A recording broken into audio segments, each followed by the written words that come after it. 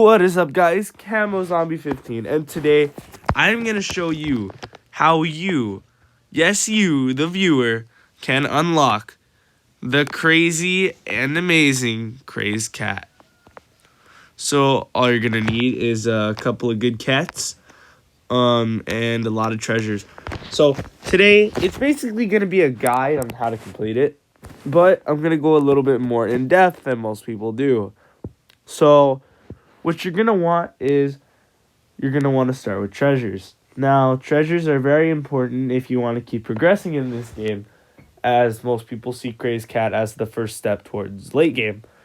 And I kind of agree. So, what you need to do is you need to go through chapters 1 through 3 and make sure that you have these 3 at least all normal treasure and above, which are the energy drink, the relativity clock, cat sword, and cat shield. Why, you may ask? Well, think about it this way. If you want good attack, you're going to need that. You're going to have to go through there and get all of them to normal or gold or above, right? So all you got to do is just go and get all the normal treasures for the maps that require it. Once you have that, you don't have to worry about any of the other ones. But I do recommend picking up the Alaska one, which is the recharge time on your cat cannon. The recharge time on your cat cannon really does save you. It's like an extra knockback. You're going to need it, as this boss has over 2.7 million health. He is a monster, believe me. Even though he's a cat, he is a monster.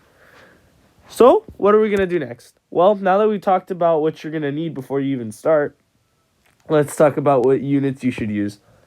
Now, most people like the steady go-get-'em approach, a really good unit pool. So, I'm going based off of a couple of other players. So, I got 5 meat shields at the top and 5 mid to long range units at the bottom.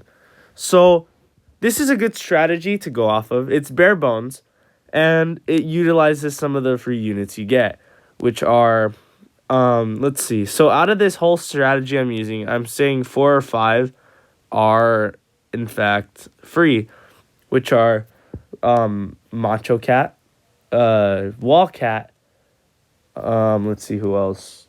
Dragon Cat, Bahamut, and Valkyrie. That's 5 free units there. Oh, and some people use a lot more units, but I recommend that you go 5 and 5. You don't leave any slots open. If you have extra slots left over, use it for a cat combo. Like I use the cat combo Rawhide, so I get a small little speed up, but I can also use the units that are in the cat combo, which is important. I do not recommend using the starting cash up combos or any of the worker cat upgrade combos, as you can always just upgrade your worker cat to level 8 or use one of the worker cat power ups at the beginning of the match, which will be a lot smoother if you do. So I went with Rawhide, and here's my loadout.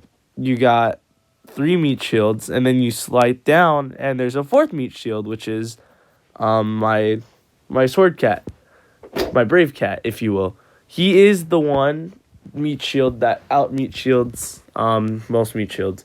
So what is a meat shield? A meat shield is a unit that's under 360 that's cheap. It can be cheap.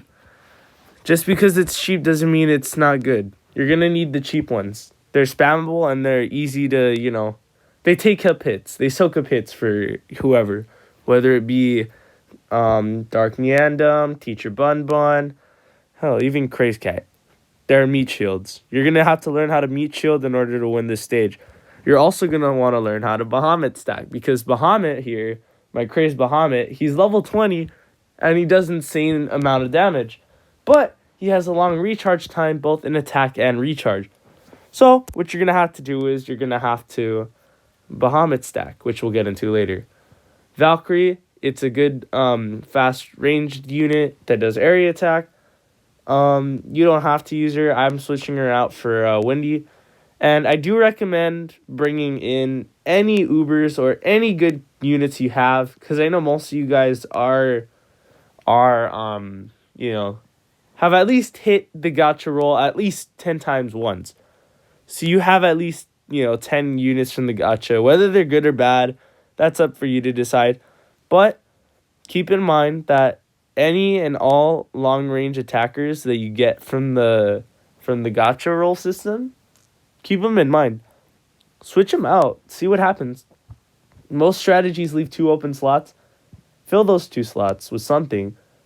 So that's why I'm using Sakura Miku. She's a good long-range unit that will deal with the other units that are going to come, which are Teacher Bear and LeBoyne. They're going to be the back support. So now that we have our strategy down, before we hop in, we have to pick our power-ups, right? So the power-ups we're going to be using for this one are as follows. The only one you really need that's a must is the Sniper Cat, which knocks back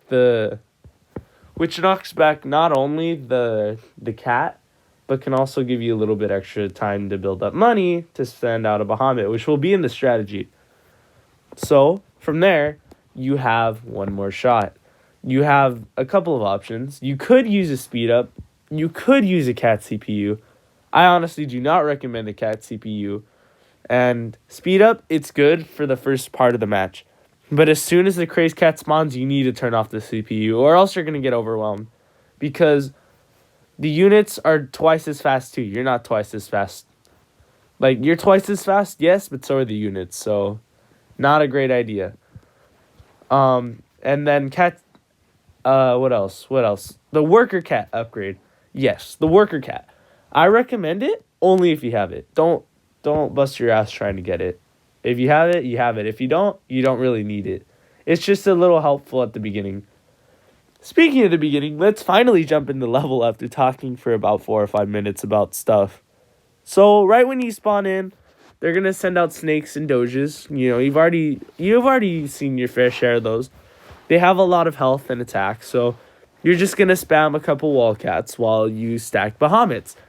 So stacking Bahamuts means you're going to have to get $4,500, send out a Bahamut, and keep it alive. But do not rush the base until you get at least 2, and the recharge time on the 3rd one is coming up slowly. Or else, what happens is if you touch the base prematurely, you end up in a world of hurt, basically. Crazed Cat spawns, 2 LeBoynes, I think 2 Teacher Bears. It's just a mess. You don't want to deal with that just yet until you have 3 Bahamuts or 2. So what you're going to want to do now, however, is once you have your 2nd or 3rd Bahamut, like I have here, you're going to want to start spamming all your expensive units and start sending out the fast meat shields. Why? This is why. So once he comes out, you're going to have to spam meat shields like, if that Bahamut dies, you're dead. Which is kind of true, because if he dies, you're pretty much stuck in a loop of, okay, now I gotta meat shield until my next good guys come out. Which is okay, but you need him to deal with all the other stuff in the back. Which is why I suggest bringing a long-range unit, if you have it. You could check it out. There are some good long-range units in the game, like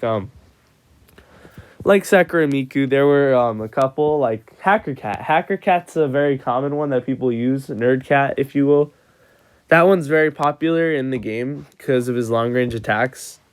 He just stands in the back and shoots everybody. That's a good idea. If that's the kind of unit you want to use, go for it. This is just like a little... Every strategy is going to be cookie cutter, but also like fit and choose, Pick and choose, if you will. You have to pick your units, and you have to choose them well. At the end of the day, it falls on your shoulders to see if you have better units than what I have. Because I'm assuming most of you guys have the same, if not better, units than I do. And if that's the case, you're going to win. Because I got pummeled. Like, pummeled. Look, I died the first time, and I had 61%. But I said after that, I used the Worker Cat and the Sniper Cat. I only have 1 more of those. So, continue. Now on to continues. If your base gets hit with the cat and you know you're gonna die, you have two options. You can either force close the app and restart it and continue from where you left off, or you can die, check out how much percent you did, and go from there.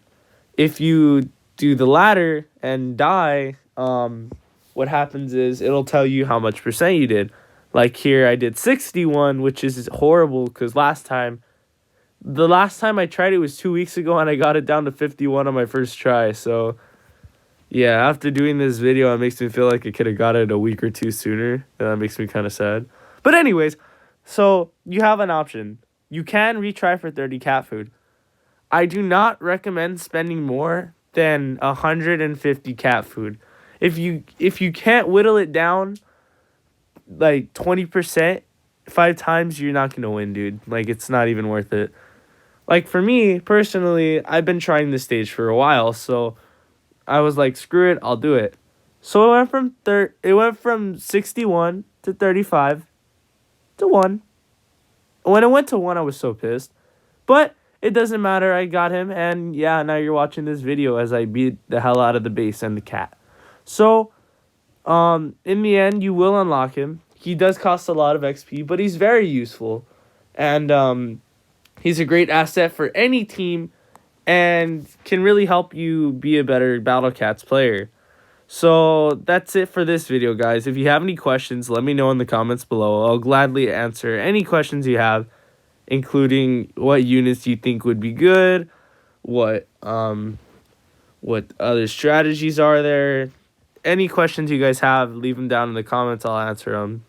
Alright, guys, that'll end it for me. Hopefully you get the Crazed Cat too. Just remember, it's all in your head. If you can tell yourself, I can beat this before you even do it, you're going to win 9 times out of 10. So, there you go, guys. Hopefully you enjoyed the video, and I'll see you all in the next one. Peace out.